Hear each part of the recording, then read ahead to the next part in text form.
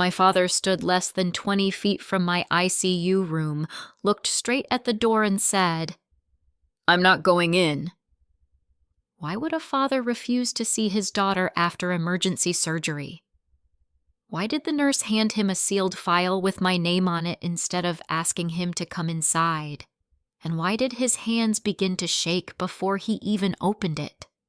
Whatever was inside that envelope mattered more than my broken body, and in that moment I understood my family had been hiding something far bigger than a financial betrayal.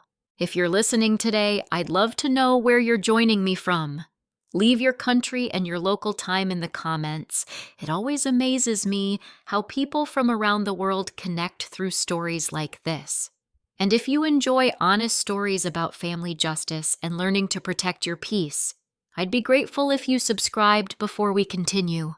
3 months before I woke up in that ICU, my biggest concern was whether a manufacturing company on the north side of Chicago had intentionally hidden nearly $2 million in losses from its investors. That was a normal Tuesday for me. I worked as a forensic accountant, which usually meant people called me after someone had already lied. My job wasn't to predict fraud. My job was to reconstruct it. I spent my days following bank transfers, matching signatures, reviewing tax filings, and finding the small inconsistencies that most people overlooked. I loved it. Not because I enjoyed proving people wrong, but because numbers rarely cared about someone's excuses. Documents either supported a story or they didn't. Money either went where someone claimed it had gone or it didn't. Facts had always made more sense to me than emotions. Unfortunately, my family operated in exactly the opposite way.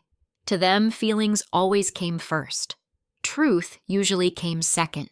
My father, Thomas White, had spent over 35 years as a high school history teacher before retiring.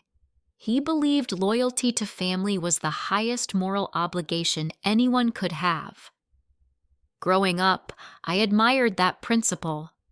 As an adult, I slowly realized he had confused loyalty with protection, especially when it came to my younger brother. Ryan White was 31 and somehow always one business opportunity away from becoming successful. At least that was how Dad described him. Reality looked different. There had been a landscaping company that lasted 11 months. An online electronics store that never turned a profit, a trucking partnership that dissolved after arguments over unpaid bills, then a cryptocurrency venture, then a restaurant investment, then another startup. Each failure had the same explanation. The timing wasn't right. The partners betrayed him. The economy changed. He just needs one more chance. Dad repeated those lines so often they sounded rehearsed. Mom Susan White rarely disagreed. Whenever Ryan made another expensive mistake, she would sigh, pour another cup of coffee, and say, "Your brother has such a big heart. He just trusts the wrong people."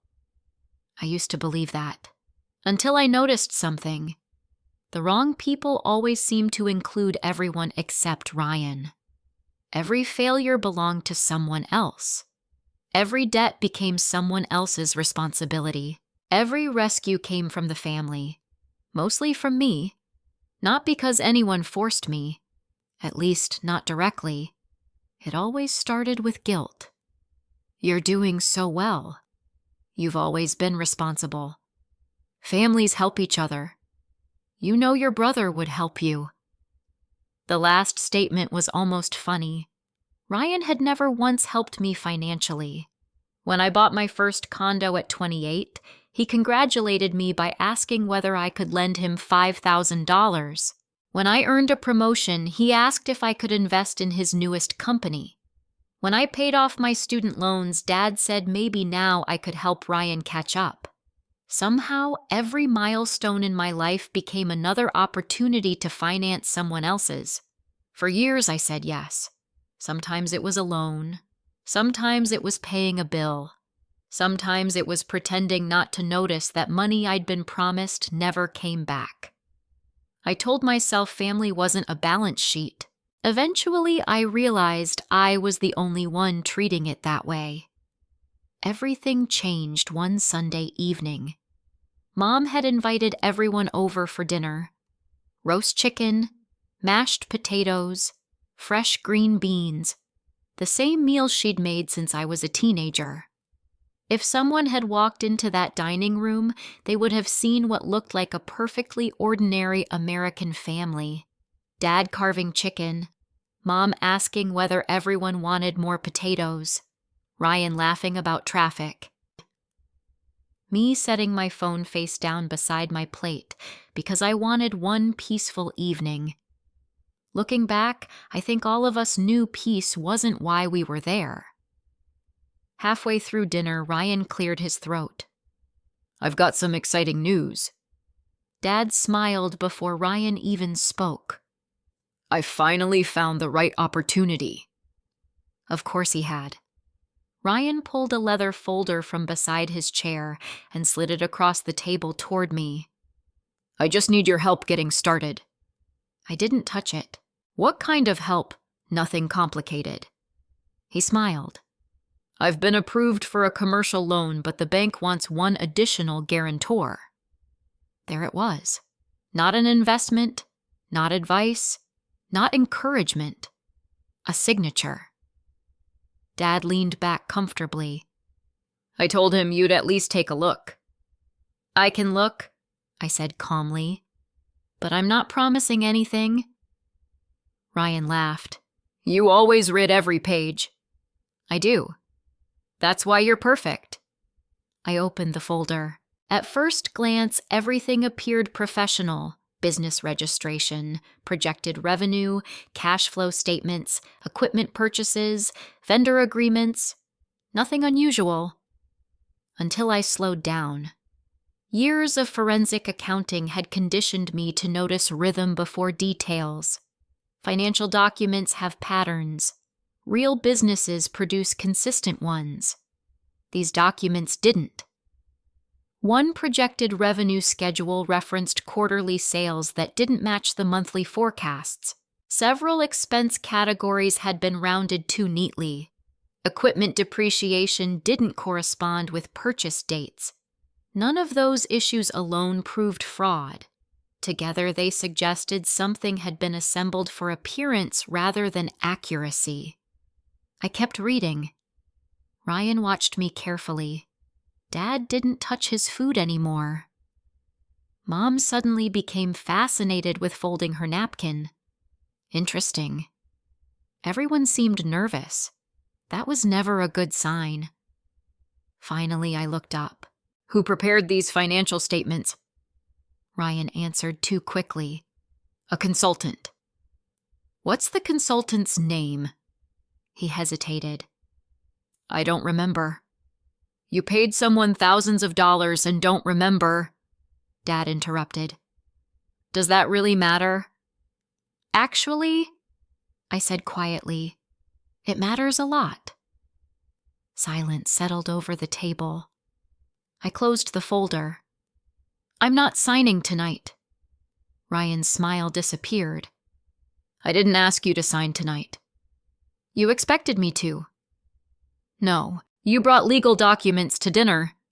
Dad sighed heavily. "Chloe." His voice carried that familiar tone, the one that suggested I was making life unnecessarily difficult. "Your brother finally has a chance to get back on his feet. And if the numbers are accurate, he won't need me to ignore questions." Ryan pushed back his chair. "You don't trust me." "I trust evidence." Dad's expression hardened. "Sometimes family deserves trust before paperwork." I looked directly at him, and sometimes paperwork protects families from making irreversible mistakes. Nobody spoke. I stood, picked up the folder, and placed it beside my purse. "I'll review everything this week." Ryan frowned. "Take it home." "Yes." "I actually need it back tomorrow." That answer caught my attention. So suddenly, "The bank." He stopped. Dad immediately answered for him. "They're waiting." Banks don't pressure borrowers overnight after issuing complete loan packages. I knew that. Ryan knew I knew that. Dad probably didn't. Or maybe he did. Either possibility bothered me. As I reached the hallway to leave, I realized I'd forgotten my car keys on the kitchen counter. I turned back quietly. Before anyone noticed me, I saw something strange. Ryan handed Dad a thin stack of papers I hadn't seen inside the folder. Dad glanced toward the dining room entrance, spotted me, and immediately folded the papers in half before slipping them inside his jacket. Neither of them said a word. But the look they exchanged lasted only a second. A second was all I needed. For the first time, I wasn't wondering whether Ryan was hiding something. I was wondering why my father seemed so determined to help him hide it. Fanba. On Monday morning, I walked into my office carrying Ryan's loan package in a plain canvas tote instead of my usual briefcase. That wasn't an accident.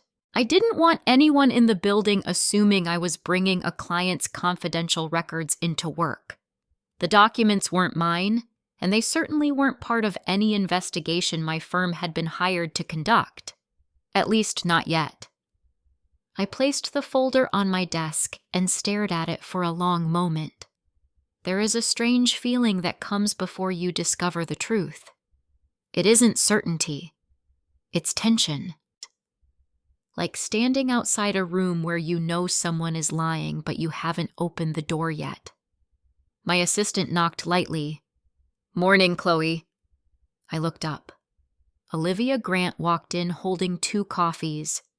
She'd worked with me for almost 6 years and knew me well enough to notice when something was wrong before I said a word. "You look like you barely slept." I didn't. She set 1 coffee beside me. "Client." "My family." She raised 1 eyebrow. "That's usually worse." I laughed despite myself. "It usually is." Olivia didn't pry. That was one of the reasons we worked so well together. Instead, she glanced at the folder. "Anything I should know. I promised my brother I'd review these financial statements before I signed as a guarantor." She frowned immediately. "You said before I signed." "I also said promised. And I'm not signing." She smiled. "Good." I opened the folder again. "This isn't a formal engagement." "I know. So I'm not investigating." "I know. I'm simply reading." Olivia leaned against the doorframe.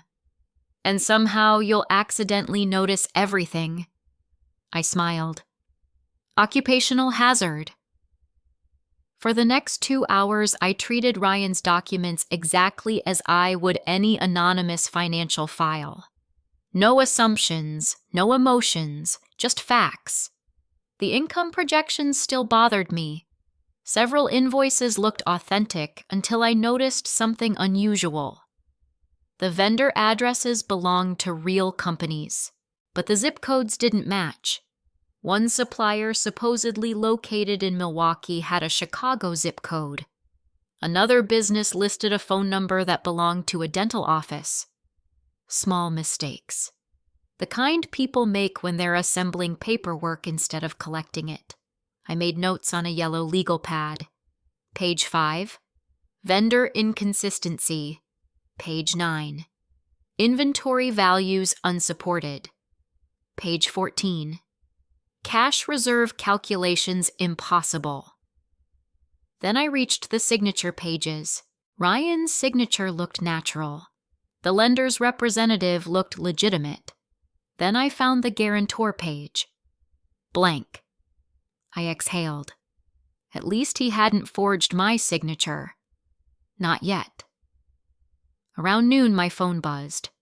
Dad. I let it ring. 5 minutes later. Ryan. Ignored. Another minute. Dad again. I answered. Hi, Dad. So what? Did you review everything? I'm reviewing it. It shouldn't take this long.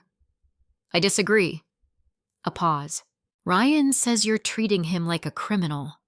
I'm treating the paperwork like paperwork. He needs an answer. He'll get one after I finish. Dad sighed loudly. You've always made things more complicated than necessary. That sentence stayed with me after we hung up. Not because it hurt, because I'd heard it my entire life. When I wanted receipts before lending money, when I asked why Ryan needed another loan, when I questioned impossible explanations. Complicated. That was the family word for accountability. Later that afternoon, I decided to verify one of the listed vendors. The company actually existed. The receptionist answered immediately. Good afternoon, North Shore Industrial Supply. My name is Chloe White. I kept my explanation vague. I'm verifying information listed in a financing application. No problem. I gave her the invoice number. She searched. I'm sorry. What? We've never issued an invoice with that number. My stomach tightened. Would you mind checking the customer name? Another pause. No record. What about this purchase order? No, ma'am. I thanked her and ended the call. One fake invoice could be a clerical mistake. 2 became a pattern. 3 became something else. By the end of the day, I had confirmed 4 documents that couldn't be verified. I didn't accuse Ryan of fraud. Not yet. But I knew one thing. I wasn't signing anything. That evening, I drove home through heavy Chicago traffic. Before I reached my condo, my phone rang again. Dad. This time I answered through Bluetooth. You've had all day. I know. So, I'm not signing. Silence. Then, you're making a mistake. I don't think so. You don't understand everything. Then explain it.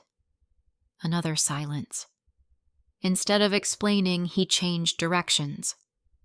Do you remember when your mother was sick? I do. Do you remember who held this family together? You did. So maybe trust me. His voice cracked just enough to make me hesitate. He rarely sounded vulnerable. For a brief second, I wondered if I was missing something. Maybe Ryan really had changed. Maybe Dad knew information I didn't. Then I remembered the fake invoices. Facts, not feelings. I'm sorry, Dad. I'm not signing. He hung up. No goodbye. The next morning, everything changed. At 8:17, my office phone rang. This is Chloe White. Good morning, Ms. White. My name is Melissa Turner with First Federal Commercial Banking. I frowned. How can I help you? I'm calling regarding your commercial loan application. My what? The application approved yesterday pending final funding. I think you've called the wrong person. I have Chloe Elizabeth White. My heartbeat slowed instead of speeding up. That always happened when something serious unfolded. Could you repeat that? The commercial loan application under your name. I've never submitted one. A pause. I'm sorry. I have never applied for a commercial loan. Melissa became noticeably cautious. Would you be available to come into the branch today? Yes. Please bring identification. I'll be there within the hour. When I arrived, Melissa looked relieved to see me. She escorted me into a private office. Without saying much, she turned her computer monitor toward me. There it was, my full name, my social security number, my address, my employment history. Every detail was correct, except one. At the bottom of the application borrower's signature. Someone had signed my name. At first glance, it looked convincing. Most people wouldn't notice. I noticed immediately. The slant was slightly wrong. The pressure changed midway through the last name. The capital W curved differently than mine. Someone had practiced. Not enough, but enough to fool someone who wasn't looking closely. Melissa watched my face. Is this your signature? No. Are you certain? I testify about forged signatures for a living. She blinked. I'm very certain. She immediately closed the file. We're freezing the application. Relief lasted exactly 3 seconds. Then she quietly added, There's something else. What? The individual who delivered the paperwork claimed you couldn't come in personally because you were traveling. I leaned forward. Did you verify identification? Yes. Then you have surveillance footage. We do. I nodded slowly. I'd like that footage preserved immediately. We've already flagged it. As she stood to notify the fraud department, I looked once more at the forged signature. Someone hadn't merely asked me to help Ryan anymore. Someone had already decided my permission wasn't necessary. And suddenly the question that had haunted me since Sunday dinner became much more dangerous. Not whether my brother had crossed the line, but who had stood beside him while he did. I didn't call my father after leaving the bank. I didn't call Ryan either. The old version of me would have. She would have wanted explanations before evidence. She would have hoped there had been some misunderstanding that could still be fixed around a kitchen table. The woman driving through downtown Chicago that afternoon wasn't that person anymore. Someone had attempted to borrow nearly $500,000 using my identity. Whether they expected me to discover it or not no longer mattered. What mattered was making sure they couldn't do it again. By the time I reached my office, Daniel Cooper was already waiting for me. Daniel had represented several of my firm's corporate clients over the years. We weren't close friends, but I trusted him because he never rushed to conclusions. He listened. He verified. Then he spoke. I laid the entire loan package across his conference table. I haven't accused anyone, I said. I'm not asking you to. I just need to know what this actually is. Daniel adjusted his glasses and spent nearly 20 minutes reading in complete silence. He occasionally circled a paragraph or made a note in the margin, but otherwise the room stayed quiet. Finally, he looked up. You did the right thing by coming here before confronting anyone. I was afraid you'd say that. Why? Because it means this isn't just a family argument anymore. He nodded. No, it isn't. He pointed to the guarantor page. If someone intentionally submitted documents using your personal information and a forged signature, we're potentially dealing with identity fraud forgery and financial misrepresentation. Hearing those words spoken out loud felt strangely different. I already knew them. I'd investigated similar cases for clients before, but hearing them applied to my own family made my stomach tighten. Daniel continued, The first priority is protecting you. The second? Preserving evidence. I appreciated that order. Not punishing anyone, not making accusations, protecting evidence. That was something I understood. He handed me a yellow legal pad. Write down everything you remember. Everything, every conversation, every request, every text, every date, even details that seem unimportant. They won't stay unimportant. For the next hour, I reconstructed 3 months of conversations. The dinners, the phone calls, Ryan asking for signatures, Dad insisting I trust family, the strange papers I'd seen disappear into his jacket. Daniel read every page. You've documented this well. I've had practice. He smiled sadly. I wish you hadn't. So did I. That evening, my phone exploded. Ryan had apparently learned the bank froze the application. 7 missed calls, 4 voice messages, 12 text messages.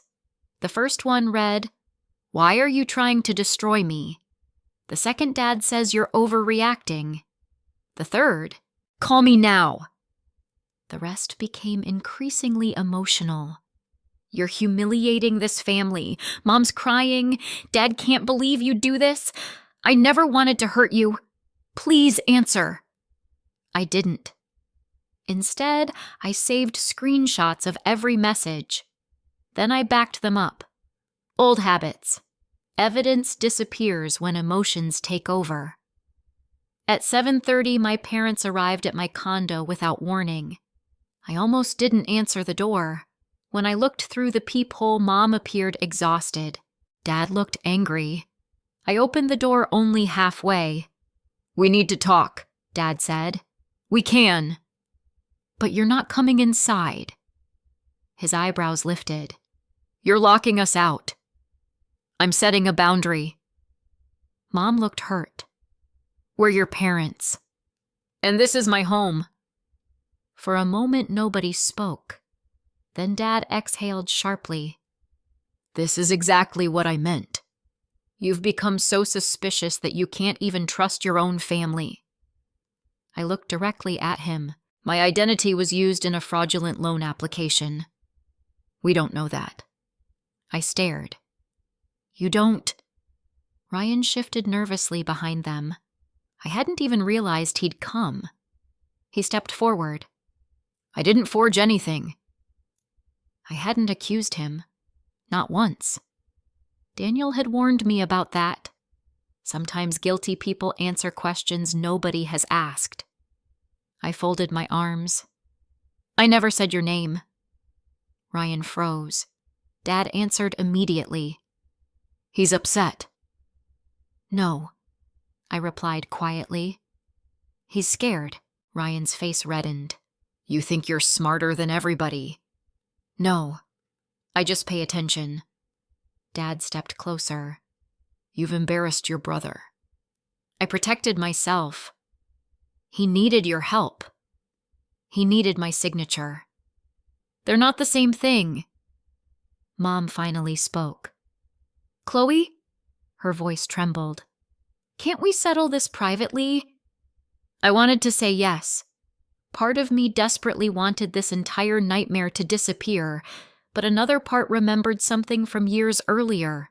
When Ryan's landscaping business failed, Dad had quietly paid off suppliers. When the trucking partnership collapsed, Dad convinced everyone not to involve lawyers. When investors complained about missing money, the family handled it internally.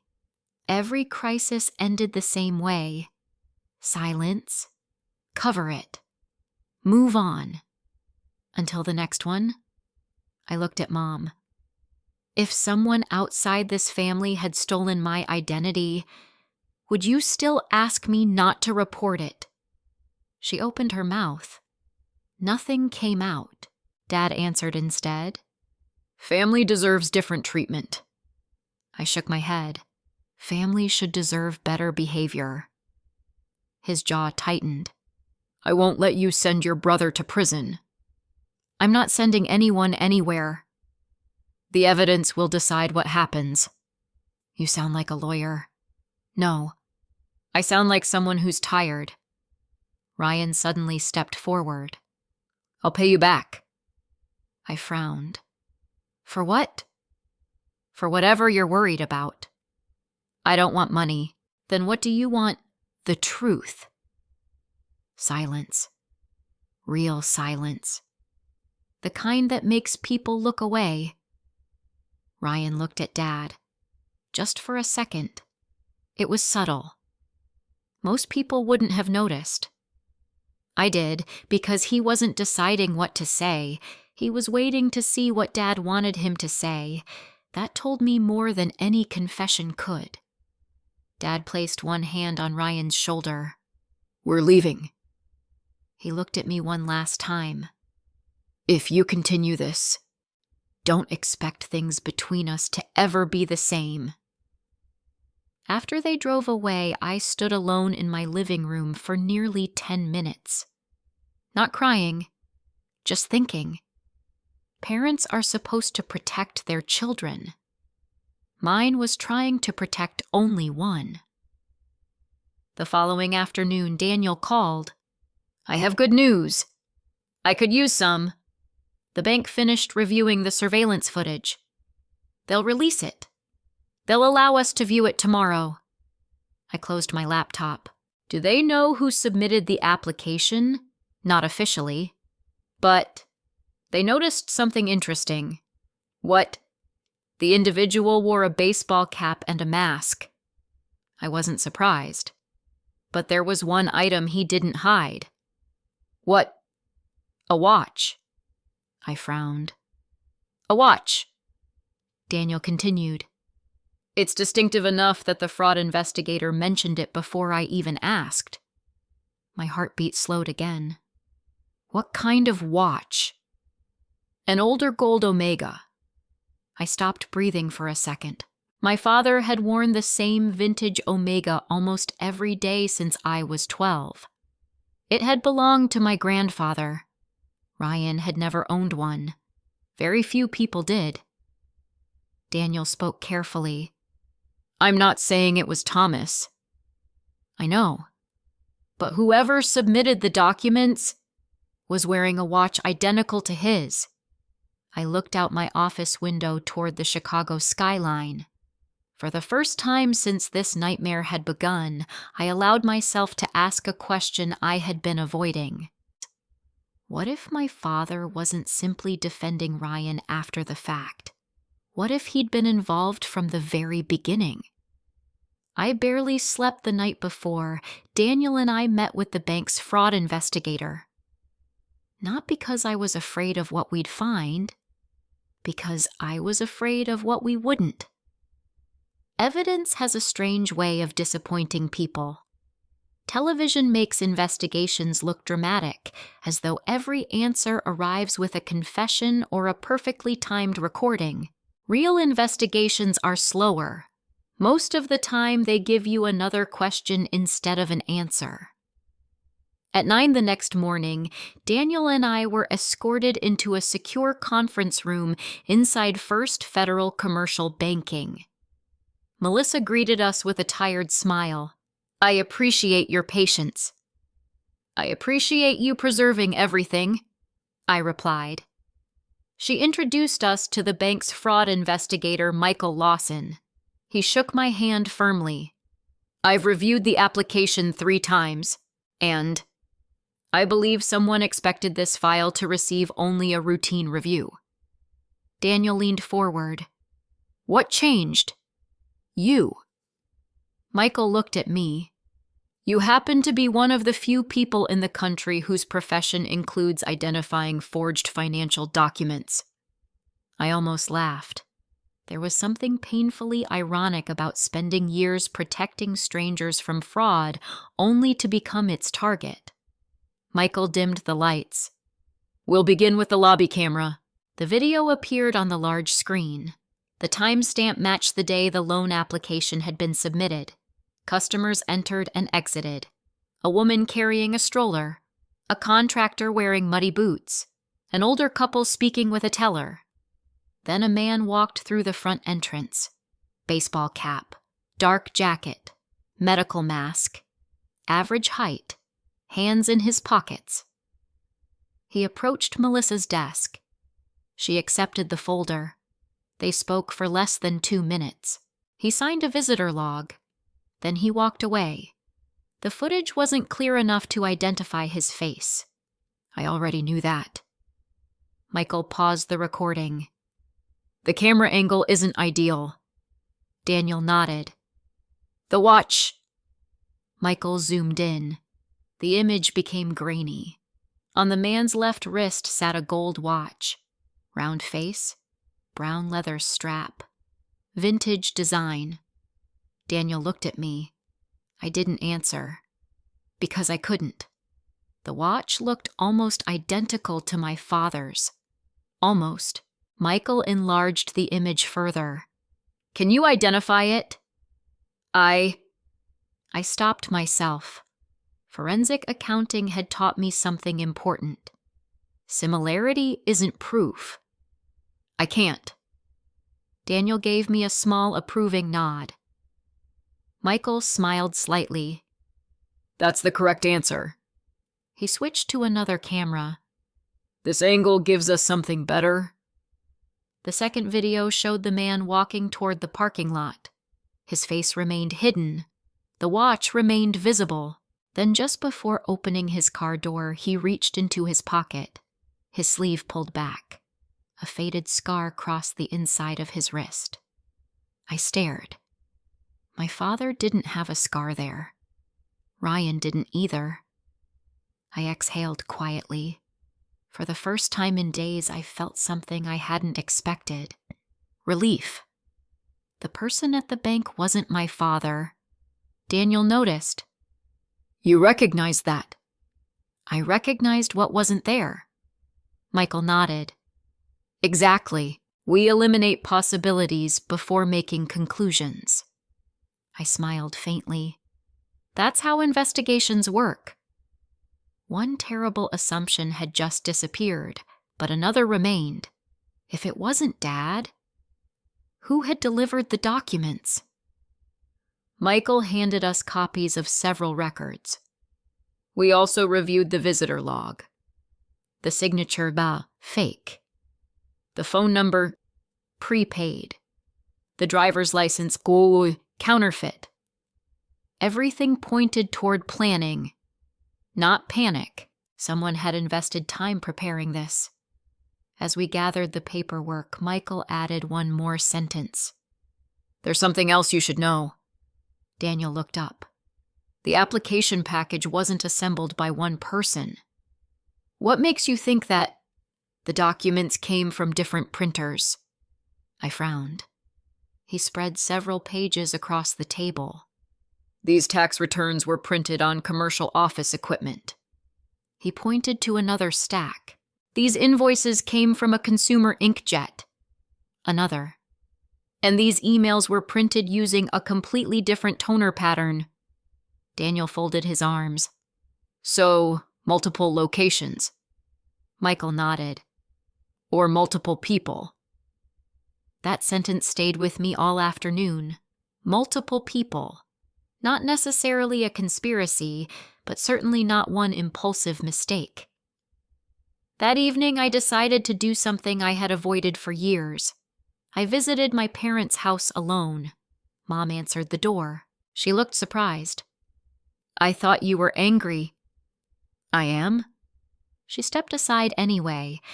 The house smelled exactly the way it always had.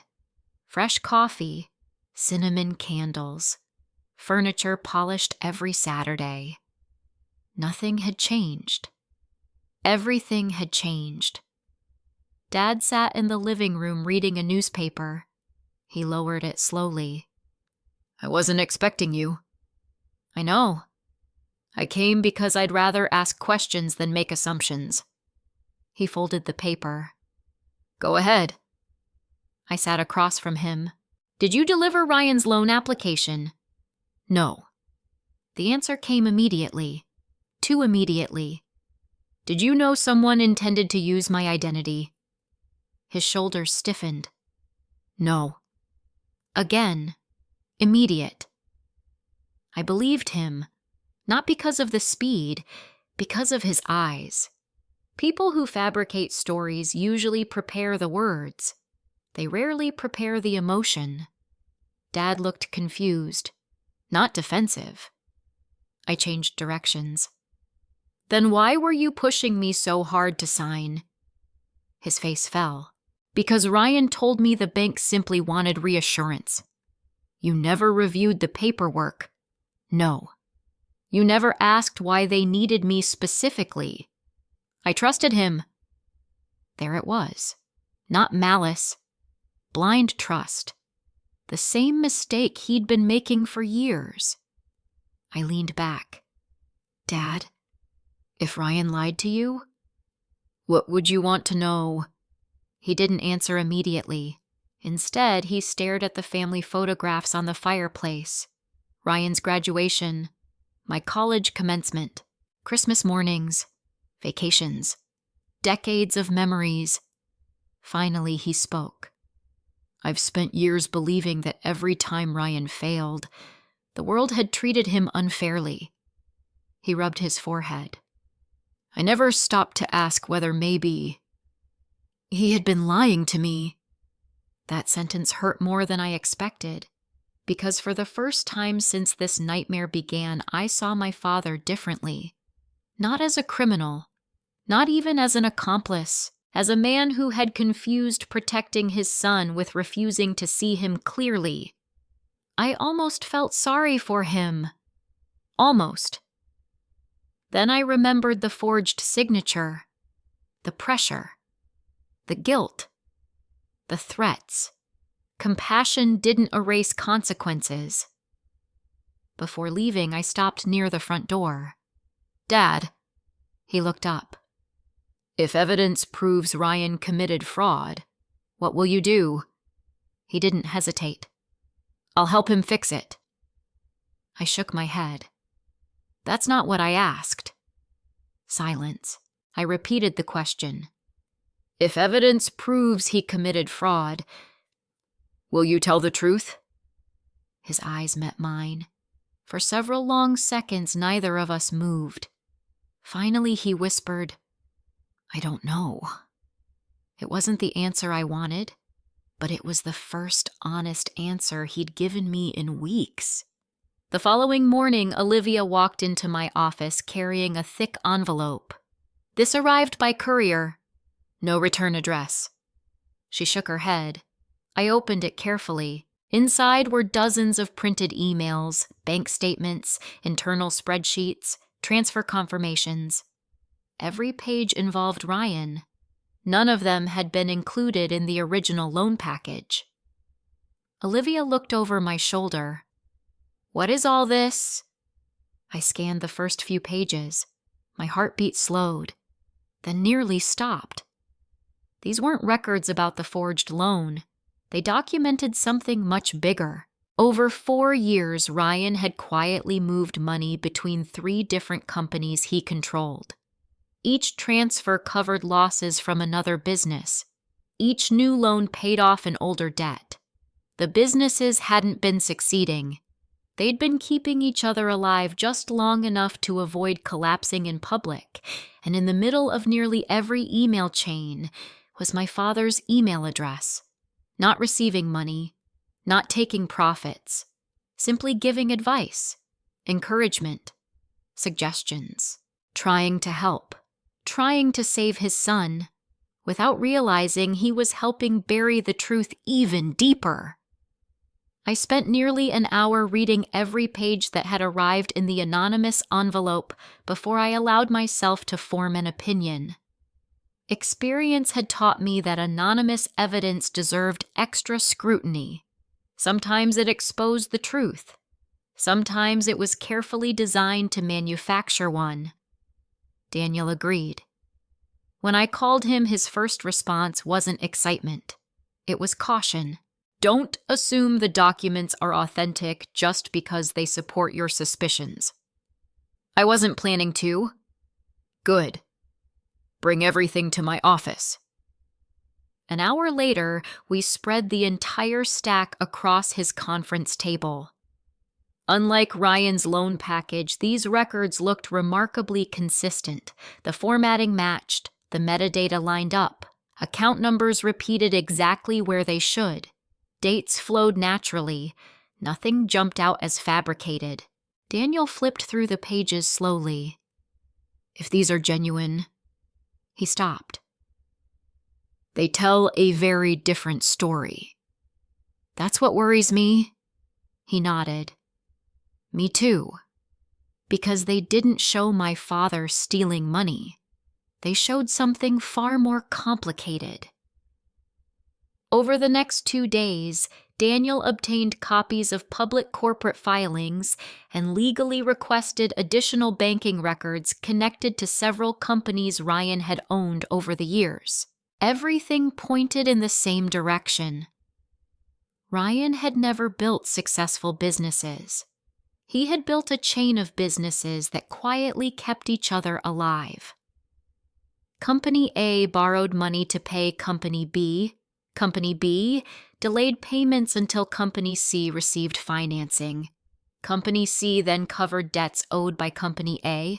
It looked sustainable from the outside. It wasn't. It was financial life support. As long as new money entered the system, nothing collapsed. The moment financing stopped, everything would. I sat back in my chair.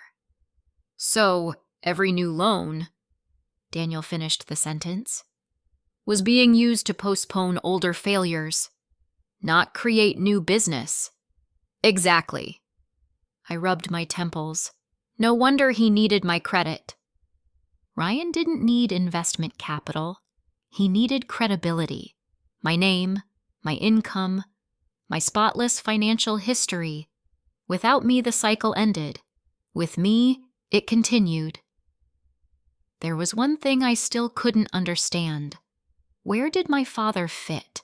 The emails certainly showed Thomas communicating with Ryan, sometimes every day, sometimes several times a week. I expected instructions about hiding money. Instead, I found things like, "Did you call your accountant? You need to be honest with the bank. Please don't borrow more than you can repay. Maybe it's time to close this company before it gets worse." I frowned. That doesn't sound like someone helping commit fraud. Daniel agreed. It doesn't. So why is he involved everywhere? Because he's trying to solve problems after they've already started. That distinction mattered. One person creates the fire. Another keeps trying to stop the house from burning down by pouring gasoline on it without realizing what they're holding. Intentions don't erase consequences, but they do explain behavior. The more I read, the more I recognized a pattern. Ryan never asked Dad for permission. He asked for rescue. Dad never questioned the stories. He believed them, every single time. 3 days later, another discovery changed everything. Daniel walked into the conference room holding a thin folder. "I think we found where Thomas made his biggest mistake." I looked up. "What is it?" He slid several bank statements toward me. The account belonged to my father. The transactions dated back almost 8 years. Large withdrawals, $40,000, $25,000, $60,000, then another $75,000. The total approached $400,000. I stared. "He took everything." Daniel nodded. "Almost." My stomach tightened. "For Ryan." "That's what I assumed."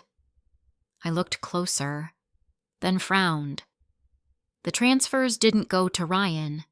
They went to a regional cancer treatment center, hospital billing services, specialized oncology clinics, prescription providers.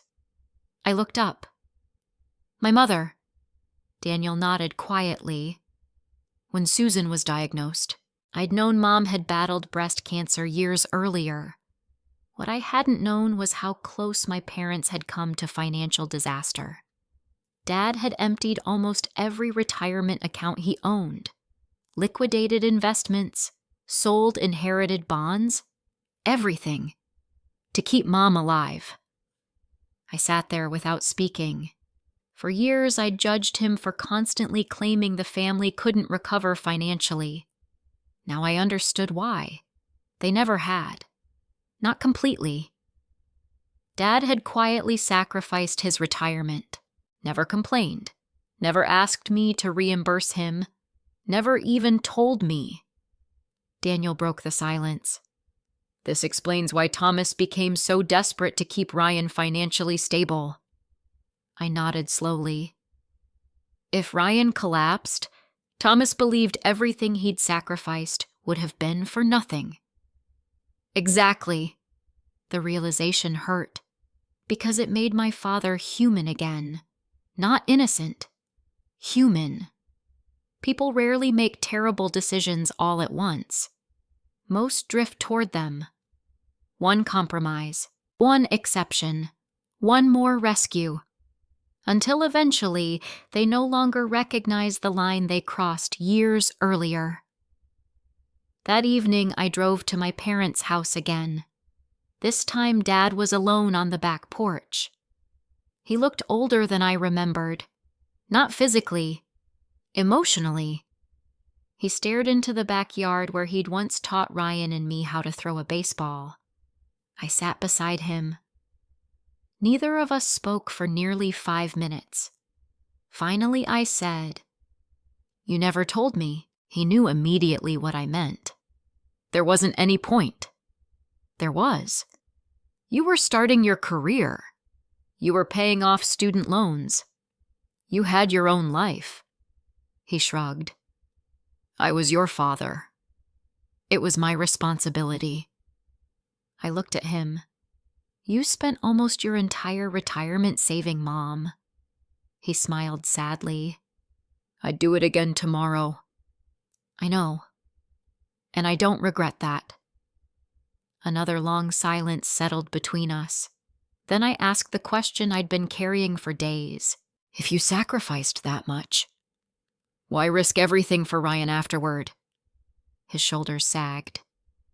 Because I couldn't lose him too. I frowned. You weren't going to lose him. I thought I was. He looked toward the trees. Every failed business pushed him deeper into depression. He'd call in the middle of the night. He'd say he'd ruined his life. He'd promise the next opportunity would fix everything. I believed him. Again. And again. And again. His voice cracked. I kept thinking one more chance would finally be enough. I listened quietly. I wasn't trying to choose Ryan over you. He looked at me for the first time. I honestly believed you were strong enough to stand on your own. That sentence hit harder than he intended, because I'd heard versions of it my entire adult life. You're responsible. You're independent. You'll be fine. Every compliment had quietly become an excuse to ask more from me than from anyone else. I didn't need you to rescue me, I said softly. I needed you to stop asking me to rescue everyone else. His eyes filled with tears. He didn't argue, because he couldn't. The next morning, Daniel called before I even reached my office. I found something. His tone was different, sharper. What happened? I located a document Ryan never intended anyone to see. What kind of document? A private memorandum prepared by his accountant. I waited. Daniel continued. It recommends shutting down all 3 companies immediately because continuing operations could expose everyone involved to civil and criminal liability. My heartbeat quickened. When was it written? Almost 11 months ago. And Ryan ignored it. Worse. Daniel took a slow breath. He forwarded it. To who? There was a long pause before Daniel answered. To your father. I closed my eyes. For the first time, I had proof that Thomas had been warned the situation was no longer just financial failure. Someone had clearly explained the legal risks. The question was no longer whether my father knew Ryan was in trouble. The question had become what he chose to do after reading that warning. I read the accountant's memorandum 3 times before I said a word. Not because it was difficult to understand, because every sentence forced me to reconsider what I believed about my father. The report wasn't emotional. It wasn't accusatory. It simply laid out facts. Ryan's companies were no longer suffering from poor management. They were operating on borrowed money that had little chance of being repaid. The accountant recommended shutting everything down immediately, negotiating with creditors, and voluntarily disclosing the financial condition before the damage spread further. In bold letters near the bottom of the last page, one paragraph stood out. Continuing to seek additional financing without full disclosure may expose company officers and anyone knowingly assisting them to significant legal liability. There it was. No ambiguity. No complicated legal language. Just a direct warning. And according to the email header, my father had received it 11 months earlier. Daniel sat quietly across the table. What are you thinking? I don't know. That's honest. I expected to find proof Dad planned everything. And I found proof that someone warned him. Daniel folded his hands. Those aren't the same thing. I nodded. They're not. But they can become the same thing depending on what he did afterward. 2 days later, Daniel arranged something I never imagined would happen. A family meeting. Not to negotiate, not to reconcile. To place every verified piece of evidence on the table before anyone else had a chance to rewrite history. The meeting took place in one of Daniel's conference rooms. Neutral ground, large oak table. Glass walls overlooking downtown Chicago. No family photographs, no memories, no emotional advantage. When I arrived, Daniel already had folders arranged neatly in front of each chair. 20 minutes later, my parents walked in together. Mom looked nervous. Dad looked exhausted. Ryan arrived last. He smiled when he saw me. That surprised me. People with strong evidence usually don't smile. People who believe they can still manipulate the room often do. He sat down. So, he leaned back comfortably. Are we finally going to stop pretending I'm some criminal? Daniel answered before I could. Today, we're only discussing verified facts. Ryan shrugged. Fine. Daniel opened the first folder. We've independently confirmed the forged loan application. Ryan immediately looked toward me. I already said I didn't submit it. Daniel didn't respond. Instead, he continued. We've confirmed multiple fabricated financial documents. Ryan crossed his arms. My consultant handled those. Daniel slid another document across the table. We contacted every listed vendor. Silence. They deny issuing those invoices. Ryan looked at Dad. Not at Daniel. Not at me. At Dad.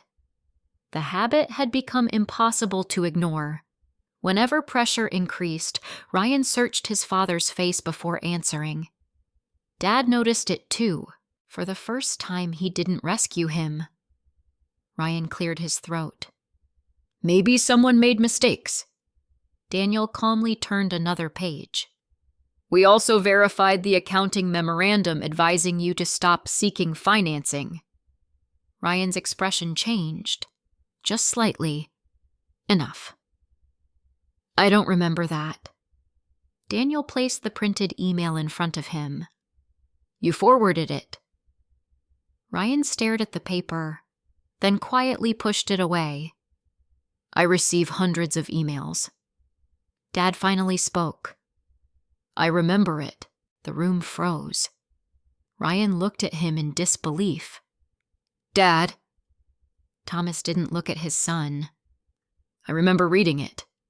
His voice sounded older than I had ever heard. I asked you what your accountant meant. Ryan interrupted. And I explained. You said he was overreacting.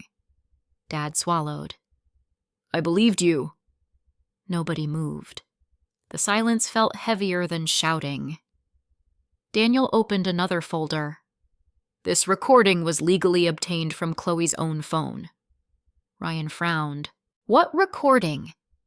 Months earlier, after one particularly heated argument with my father, I'd activated the voice memo function on my phone before walking into their house. I hadn't planned to use it. I simply wanted an accurate record of what was said. The audio filled the conference room. Ryan's voice came first. If Chloe signs, nobody has to know. Then Dad answered, She'll ask questions. Ryan laughed. Then don't tell her everything. The recording paused. Nobody spoke. Daniel restarted it. Dad's voice returned. If she finds out later, Ryan answered almost immediately. She never will. The recording ended. Mom covered her mouth. Ryan leaned forward. That doesn't prove anything. It proves context, Daniel replied. You knew Chloe wasn't receiving complete information. Ryan shook his head. Everybody keeps twisting my words. I looked at him. No one edited that recording. You trapped me. I recorded my own conversation. You were spying. I was protecting myself. Ryan looked toward Dad again. Dad, tell them. Tell them I never meant to hurt Chloe. For several seconds, Dad didn't answer. Finally, he spoke without lifting his eyes. You did hurt her. Ryan blinked.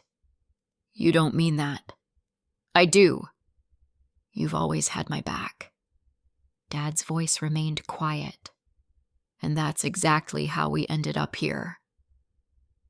Ryan's confidence began disappearing. You don't understand. I was trying to save everything. Dad slowly looked at him. No. You were trying to avoid admitting everything was already lost. Ryan stood abruptly. I wasn't stealing. I was buying time. Daniel remained calm. With someone else's identity. Ryan looked at me. I was going to remove your name before the loan closed. You don't know that. I swear. I held his gaze. The application had already been approved. He couldn't answer, because he knew I was right. Mom began crying softly. I don't understand how we became this family. Nobody answered her. There wasn't one moment. There had been hundreds. Small compromises, little lies, one rescue after another, until honesty became the unusual choice. Dad slowly reached into his jacket pocket. I brought something. He removed a folded sheet of paper. I've carried this for months. He handed it to me. It was handwritten. The date at the top was nearly 10 months old. A list. Ryan's debts, business loans, credit cards, private lenders, tax obligations. At the bottom in my father's handwriting were 7 words. I can't keep fixing this forever. I looked at him. You wrote this? Yes. So you knew. I knew he was drowning. His shoulders sagged. But I kept believing one more rescue would finally be enough. His voice broke. I was wrong. Ryan stared at him as though he'd never seen him before. You promised you'd never give up on me. Dad looked directly at his son. I promised I'd always love you. That's different. Ryan frowned. No, it isn't. Dad slowly shook his head. I confused love with protecting you from consequences. He looked at me, and I confused Chloe's strength with permission to keep asking more from her. Those words landed harder than any apology, not because they erased what had happened, because they acknowledged it without excuses. I felt years of anger shift into something quieter. Not forgiveness, understanding. There was a difference. Just as Daniel began organizing the files, his phone vibrated. He glanced at the screen. Then his expression changed completely. He looked at me. I need to take this. He stepped into the hallway. Less than a minute later, he returned. His face had gone pale. What happened? I asked. He looked directly at me. Rebecca Collins from the Financial Crimes Unit just called. Everyone turned toward him. She wants all of us to know, he paused, that someone attempted to destroy several original banking records overnight. For a second, nobody in the conference room moved. Ryan's eyes widened. Mom stopped crying. Dad slowly lowered his head. Daniel looked from one face to another before speaking again. Rebecca didn't say the records were destroyed. He chose his words carefully. She said someone attempted to destroy them. There was an important difference. I asked the first question that came to mind. What survived? The bank followed our preservation request. Daniel glanced at me. They had already created certified digital copies. I released a breath I hadn't realized I was holding. Months of work hadn't disappeared. Rebecca's call meant something else. Someone was desperate enough to try. Within an hour, Daniel and I were sitting across from Special Investigator Rebecca Collins at the Financial Crimes Unit. She was in her early 40s, composed and remarkably direct. No small talk. No dramatic introductions. She opened a folder. The attempted destruction happened shortly after midnight. At the bank, I asked. She nodded. Someone entered a record storage area using a temporary contractor badge. Did they succeed? No. Why not? The originals had already been moved. I exchanged a glance with Daniel. Rebecca continued. The individual apparently believed the loan package was still stored there. What was actually destroyed? Mostly empty archive boxes. So whoever did this didn't know the evidence had already been secured. Rebecca nodded. Correct. She slid several photographs across the table. Security images. Blurry. Dark. The person's face remained hidden beneath a hood. Different clothes. Different height than the man who delivered the forged loan application. Another participant. Or another hired stranger. I studied each image carefully. Nothing looked familiar. Rebecca watched me. Do you recognize anyone? No. I'd rather tell you I don't know than guess. She smiled slightly. I appreciate that. Daniel leaned forward. Have you identified how the contractor badge was obtained? Rebecca opened another file. It belonged to a maintenance company. Stolen. No. Copied. She paused. The badge itself was cloned electronically. Professional. Planned. Expensive. This wasn't the kind of thing someone threw together in a panic. I felt a chill run through me. Ryan had always been reckless. This felt calculated. As we left the building, Daniel finally asked the question neither of us had wanted to say out loud. What if Ryan isn't acting alone? I stopped walking. I've been thinking the same thing. Any ideas? I shook my head. Not yet, but someone has invested a lot of effort protecting him. Daniel nodded. And whoever it is just became nervous.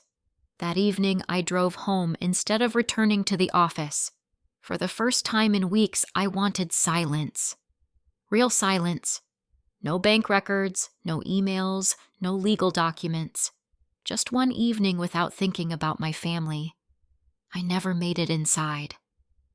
My phone rang while I was unlocking my condo door. Dad. I almost ignored it. Then I answered. Hello? His voice sounded different. Not frightened. Determined. Can we meet? About what? I finally remembered something. I closed my eyes. What? Not over the phone. Tomorrow. I'll come to you. The next morning we met at a small public park halfway between our homes. Dad arrived carrying an old cardboard document box. It looked worn from years in a closet. He placed it on the picnic table.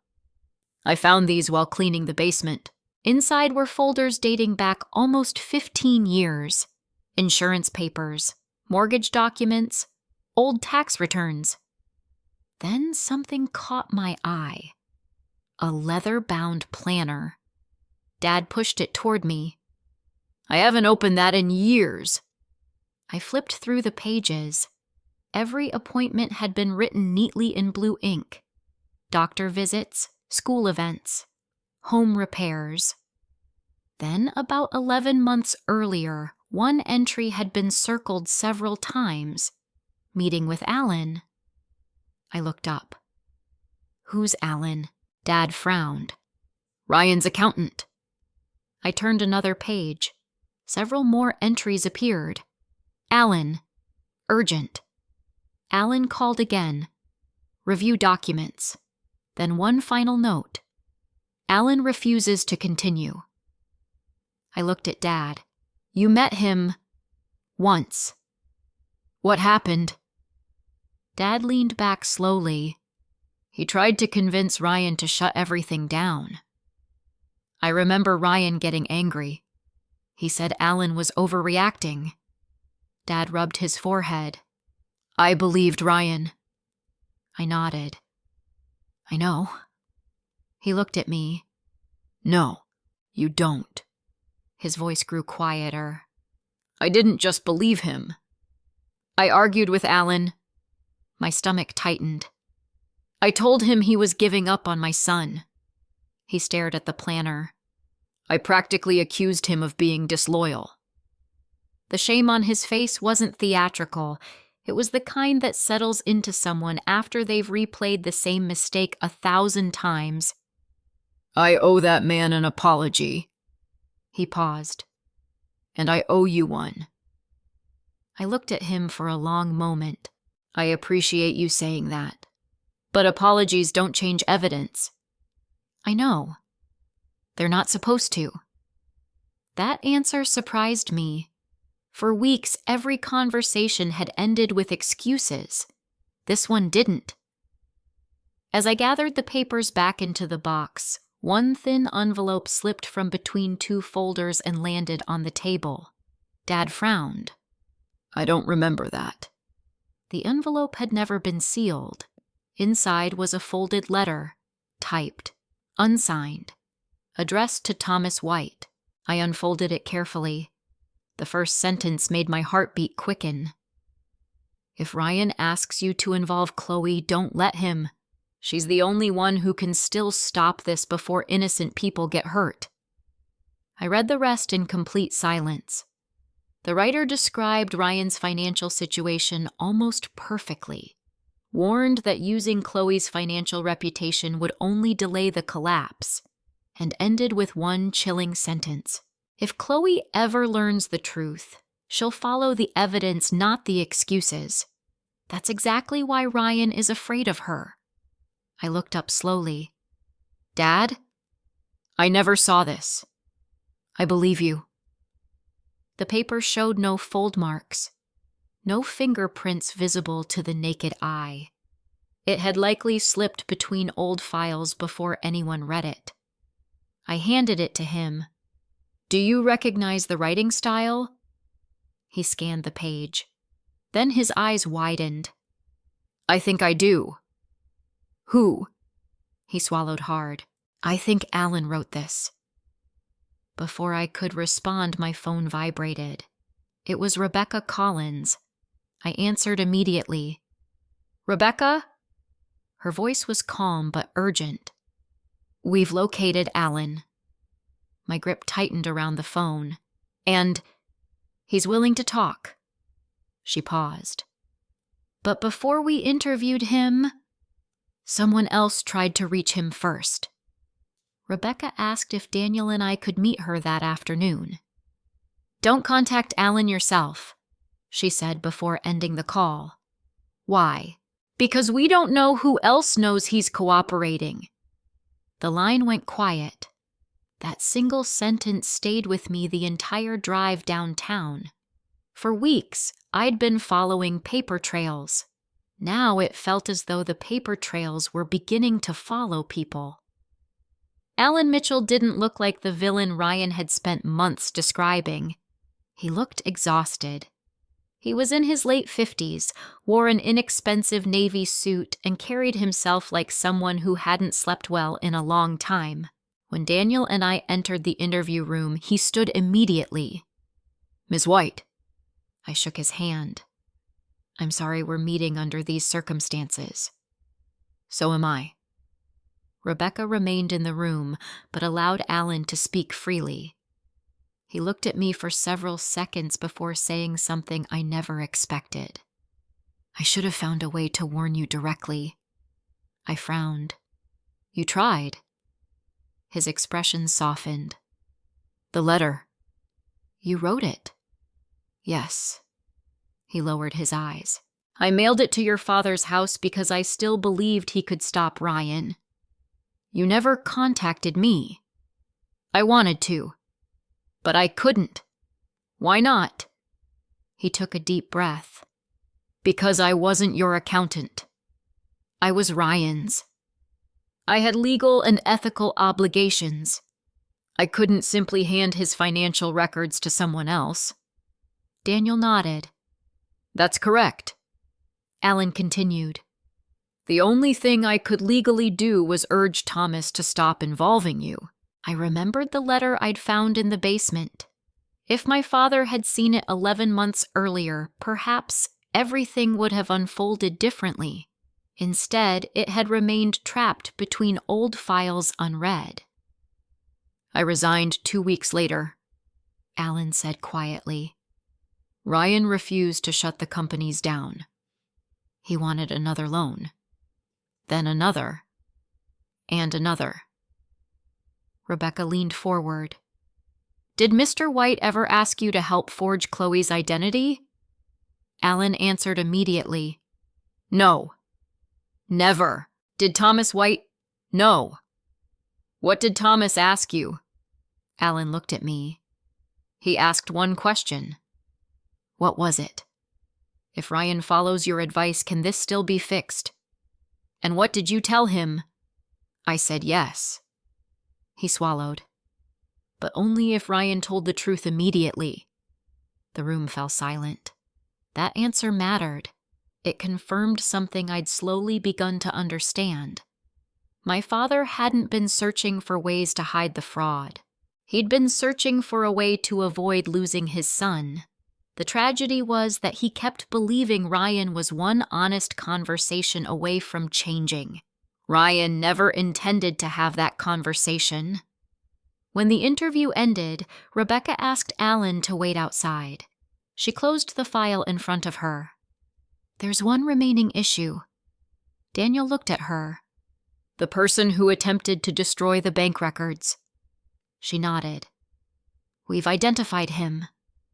I leaned forward. "Who is he?" "A contract investigator hired through a private security company." I frowned. "So he wasn't connected to the bank?" "No." "Did Ryan hire him?" "We haven't established that." Rebecca slid another document across the table. "We traced the payment." I looked down. The invoice had been paid by a business consulting firm I'd never heard of. No connection to my father. No connection to Ryan. At least not directly. Daniel studied the paperwork. "This company has only one client." Rebecca nodded. "Exactly. Who?" She looked at me. "Ryan White." For the first time since this investigation began, there was a straight line. Not speculation. Not assumptions. A documented payment connecting Ryan to someone who tried to interfere with evidence. I closed my eyes for a moment. I didn't feel victorious. I felt tired. Very tired. That evening, I returned to the hospital for a follow-up appointment related to my surgery. Walking those hallways brought everything back. The ICU, the machines, the fear, the nurse, the sealed file. Emma Carter recognized me almost immediately. "It's good to see you walking." "It's good to be walking." She smiled warmly. I've thought about you. I've thought about that night. Her smile faded. So have I. I hesitated before asking. When my father came, what happened after you gave him the envelope? Emma thought for a moment. He didn't open it right away. I know. He sat alone in the family waiting room for almost an hour. That surprised me. An hour? She nodded. I checked on him twice. What was he doing? He was crying. I looked down. Emma continued gently. The second time I walked in, he had the letter open. He kept reading the same page over and over. What did he say? She smiled sadly. Only one sentence. What was it? She still gave me a choice. Tears stung my eyes before I could stop them. That had been exactly why I'd prepared the sealed file before surgery, not to punish him, to force a decision. Inside that envelope wasn't just evidence. There was also a handwritten letter. I had written it the night before my operation in case I never woke up. It said in part, Dad, if you're reading this, it means you came. That matters more than you realize. I'm not asking you to choose between your children. I'm asking you to choose between the truth and another lie. If you tell the truth now, I won't pursue any civil claim against you for what you've done. But if you continue protecting Ryan from the consequences of his own decisions, I can't protect you anymore. This is the last decision I can leave in your hands. That was the real purpose of the sealed file. Not revenge, responsibility. 3 days later, Daniel called. They've offered your father a cooperation agreement. I closed the report I had been reading. And he accepted. I leaned back in my chair. What does that mean? It means Thomas has agreed to provide a full statement. And Ryan? Daniel's voice remained steady. The evidence against him is now overwhelming. I walked to my office window and watched people moving through the streets below. For the first time in months, I wasn't wondering whether my father would finally tell the truth. He already had. The only question left was whether my brother would accept responsibility for his own choices, or force everyone to hear the entire story in open court. 3 months after my father signed his cooperation agreement, I found myself sitting in the back row of a courtroom I had hoped I would never need to enter. Not because I was afraid, because I was exhausted. There comes a point in every long conflict where winning stops feeling exciting. You simply want the fighting to end. That was where I was. Ryan sat with his attorney a few rows ahead of me. He looked smaller than I remembered. Not physically. The confidence that had carried him through years of excuses had disappeared. For the first time in my life, nobody was stepping in to explain away his decisions. Not our mother, not our father, not me. Judge Eleanor Hayes entered and the room rose. The hearing wasn't dramatic. Real legal proceedings rarely are. There were no shocking speeches or surprise witnesses bursting through the courtroom doors. Instead, there were documents, bank records, email chains, financial statements, certified surveillance footage, expert reports, months of patient investigation. Exactly the kind of evidence I had trusted throughout my career. The prosecutor carefully explained how Ryan had knowingly submitted false financial information while attempting to obtain financing using my identity and financial reputation. The forged signature was only one part of the case. The larger issue was the pattern. Multiple businesses, misrepresented financial statements, repeated efforts to secure financing that depended on incomplete or false disclosures. When the prosecutor finished, Ryan's attorney acknowledged that his client had made serious financial decisions while under extreme pressure. He did not deny the documents. He argued for leniency. That alone told me how strong the evidence had become. Then my father testified. Thomas White walked to the witness stand more slowly than I had ever seen him walk. He looked toward me only once. I gave him a small nod. Nothing more. He didn't need encouragement. He needed honesty. After taking the oath, he answered every question directly. Yes, Ryan had repeatedly asked for financial help. Yes, he had pressured Chloe to become a guarantor. Yes, he had received the accountant's written warning nearly a year earlier. Yes, he had chosen to believe Ryan instead of verifying the facts. When asked why he didn't search for legal language, he answered like a father. I loved my son. The courtroom remained silent. Then he added quietly, but I confused loving him with protecting him from consequences. He paused. And every time I rescued him from one mistake, I made the next one easier. No one interrupted him. I also believed my daughter would always be fine because she was responsible. His voice weakened. I didn't realize that every time I leaned on her strength, I was asking her to carry a burden that wasn't hers. I felt tears gathering, but I didn't wipe them away. Not because his testimony erased what had happened, because it finally reflected reality. No excuses, no blaming, no rewriting history, just responsibility. Several weeks later, the legal process concluded. Ryan accepted responsibility for the fraud-related offenses supported by the evidence and entered into a negotiated resolution that required financial restitution, strict supervision, and long-term repayment obligations. My father also accepted legal responsibility for knowingly helping conceal information after he had been warned of the risks. Because he cooperated fully and provided substantial assistance once he chose to tell the truth, his consequences were significantly less severe than they might have been. Justice didn't destroy my family. It finally stopped our family from destroying itself. Mom called me almost every week after everything ended. Sometimes we talked. Sometimes we didn't have much to say. Healing isn't measured by the length of a conversation. Sometimes it's measured by the absence of lies. Dad wrote me letters instead of calling. He said he wanted to earn the privilege of hearing my voice again instead of expecting it. I appreciated that. I answered some of the letters, not all of them. Forgiveness doesn't require immediate access. It requires sincere change. Those are very different things.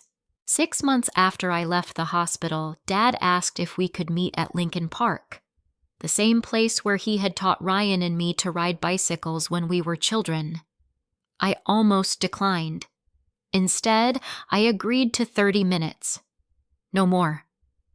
When I arrived, he was already sitting on a bench overlooking the lake. He stood when he saw me, then stopped himself, as though he wasn't sure whether a hug would be welcome. It wasn't. Not yet. So we sat. For several minutes, we simply watched families walking past, children laughing, dogs chasing tennis balls, people living ordinary lives. Dad finally spoke.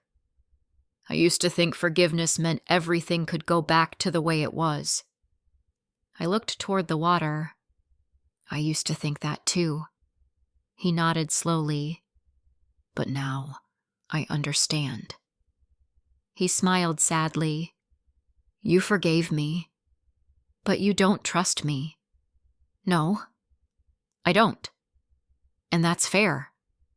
Those words mattered more than another apology, because he finally understood the boundary. Forgiveness had opened a door. Trust would require building an entirely new house, one honest choice at a time. As for me, I stayed exactly where I belonged. I continued working as a forensic accountant. Every investigation reminded me why evidence matters. Not because evidence wins arguments, because evidence protects innocent people from carrying someone else's version of the truth. I moved into a new condominium overlooking the Chicago River, a place chosen entirely by me. No family opinions, no financial pressure, no guilt, just peace. Olivia joked that I smiled more than I used to. She was right. Not because life had become easier, because I had finally stopped trying to earn love by sacrificing boundaries. One afternoon, almost a year after my surgery, I opened the drawer where I had kept a copy of the sealed letter from the hospital. I read the last paragraph one more time. The truth isn't what separates families. The refusal to face it does. I folded the letter carefully and placed it back inside the envelope. Some memories don't need to disappear. They simply need to remind us how far we've come. That night, as the lights of Chicago reflected across the river outside my window, I realized something that had taken me 34 years to learn. The greatest act of love isn't rescuing someone from every consequence. Sometimes it's refusing to help them build one more lie. And the greatest act of healing isn't getting your old family back. It's creating a life where your peace no longer depends on whether other people choose the truth. The hardest betrayal isn't always the one that costs you money. Sometimes it's realizing the people you trusted most kept asking you to sacrifice your peace so they wouldn't have to face the consequences of their own choices. If you've ever been treated as the strong one in your family, remember this: setting boundaries isn't revenge. Holding someone accountable isn't cruelty. And forgiveness doesn't require giving someone unlimited access to your life again. Healthy relationships are rebuilt through honesty, consistency, and respect, not guilt or obligation. If this story resonated with you, I'd love to hear your thoughts or your own experience in the comments. Your perspective might help someone else who is struggling to choose truth over silence. And if you enjoy thoughtful stories about family justice and healing, consider subscribing for more. This is a fictional story created for entertainment, education, and reflection.